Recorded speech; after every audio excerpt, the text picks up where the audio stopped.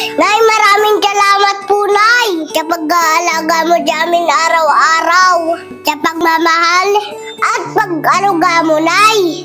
Nag-iitsa ka sa puso ko, Nay. Masaya po ako, ikaw nanay ko. Okay lang po sa akin, pangaralan mo po ako, Nay.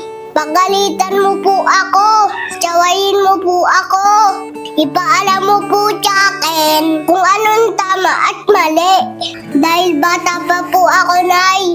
Kailangan sundin kita, Nay. Kasi ikaw po ang nakakaalam kung anong dapat para sa akin. Salamat sa sakripisyo mo sa amin, Nay. Susuklian ko po ng respeto at pagmamahal lahat ng pagod mo, Nay.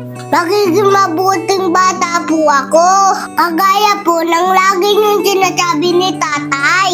Mahal na mahal kita, Nay.